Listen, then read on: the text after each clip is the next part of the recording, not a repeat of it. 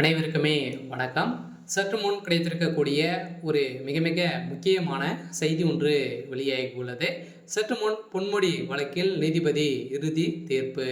இது மாதிரி பார்த்தீங்கன்னா செய்திகள் வெளியாயிருக்கு. அமைச்சர் பொன்முடி அவர்கள் பார்த்தீங்கன்னா சர்ச்சை பேச்சில் வசமாக சிக்கியிருந்தார். இதற்கு எதிராக பார்த்தீங்கன்னா சதுரடியாக இவருக்கு எதிராக நிறைய புகார்கள் எழுந்திருக்கு. இந்த புகாரின் அடிப்படையில் பெண்கள் அதே மாதிரி நிறைய இவர் மீது பார்த்தீங்கன்னா இவர் மீது நிறைய வழக்கு பதிவு செஞ்சுருக்காங்க. ஸோ இந்த வழக்கு பதிவின் அடிப்படையில் தான் இப்போ பொன்முடி அவர்களுக்கு நீதிமன்றம் பார்த்தீங்கன்னா அதிரடியாக எச்சரிக்கை கொடுத்துருக்காங்க. இந்த எச்சரிக்கையின் அடிப்படையில் சதுரடியாக பார்த்தீங்கன்னா பதிலளிக்க வேண்டும் என வருகின்ற ஆகஸ்ட் 30ஆம் தேதிக்குள்ள பார்த்தீங்கன்னா பதிலளிக்க வேண்டும் என பொன்முடி அவர்களுக்கு நீதிமன்றம் உத்தரவிட்டிருக்காங்க. இந்த உத்தரவின் அடிப்படையில் சதுரடியாகவும் பார்த்தீங்கன்னா பொன்முடி அவர்களுடைய கதை ஒட்டுமொத்தமாக முடிய போகுது. இதை பற்றி இந்த வீடியோவில் நம்ம முழுமையாக பார்க்கலாம். அதுக்கு முன்னாடி நம்ம சேனலுக்கு இப்போ தான் நீங்கள் முதல் முறையாக வந்திருக்கீங்க அப்படின்னா மறக்காமல் நம்மளுடைய சேனலை சப்ஸ்கிரைப் பண்ணி சப்போர்ட் பண்ணுங்கள். வாங்க வீடியோக்குள்ளே போகலாம்.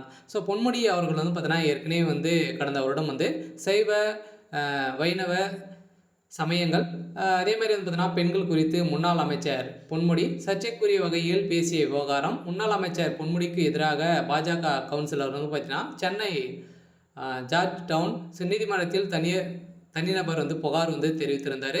இந்த புகாரின் அடிப்படையில் இப்போ பார்த்தீங்கன்னா நீதிமன்றத்தில் இந்த தீர்ப்புக்கு பார்த்தீங்கன்னா இந்த வழக்குக்கு தீர்ப்பு வழங்கியிருக்காங்க. பார்த்தீங்கன்னா பொன்முடி சர்ச்சை பேச்சுன்னு வழங்கிய தீர்ப்பின் அடிப்படையில் வருகின்ற 30ஆம் தேதிக்குள்ள பார்த்தீங்கன்னா அவர் ஆஜராக வேண்டும், அதே பதிலளிக்க வேண்டும் என அதிரடியான உத்தரவின் அடிப்படையில் பொன்முடி அவர்களுடைய கதை ஒட்டுமொத்தமாக முடிய போகுது. அதே மாதிரி பொன்முடி வழக்கு அறிக்கை தாக்கல் செய்ய ஹைகோர்ட் உத்தரவு.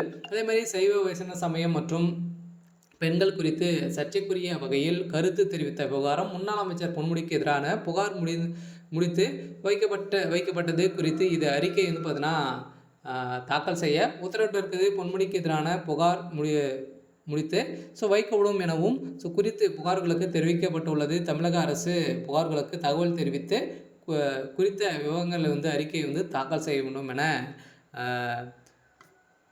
நீதிமன்றம் பார்த்தீங்கன்னா ஒரு பரபரப்பான தீர்ப்பு வழங்கியிருக்காங்க. அந்த தீர்ப்பின் அடிப்படையில் பொன்முடி அவர்களுக்கு 5 ஆண்டுகள் சிறை தண்டனை விதிக்க போகிறதாக தகவல் வெளியாயிருக்கு. ஏற்கனவே பார்த்தீங்கன்னா இவர் சொத்து குவிப்பு வழக்கில் சிக்கி அவருக்கு 5 ஆண்டுகள் சிறை தண்டனை வழங்கிய வழக்கின் அடிப்படையில் இவருக்கு வயதின் காரணமாக பார்த்தீங்கன்னா நிராகரிக்கப்பட்டு இருந்த நிலையில் இப்போ மீண்டும் பொன்முடி அவர்கள் சர்ச்சைக்குரிய பேச்சில் பெண்களை அனைவருமே இழிவாக பேசிய சம்பவத்தின் அடிப்படையில் இப்போ பொன்முடி அவர்கள் வசமாக சிக்கியிருக்காரு. இதன் அடிப்படையில் தான் இப்போ அதிரடியாக பொன்முடிக்கு வருகின்ற 30ஆம் தேதி வரைக்கும் பார்த்தீங்கன்னா காலக்கெடு வைத்திருக்காங்க. இருந்தாலுமே என்ன நடக்க போகுது அப்படின்றத வெயிட் பண்ணி பார்க்கலாம். இது மாதிரி செய்திகளை தெரிஞ்சுக்கணும் அப்படின்னா மறக்காமல் நம்மளுடைய சேனலை சப்ஸ்கிரைப் பண்ணி சப்போர்ட் பண்ணுங்கள். தேங்க்யூ.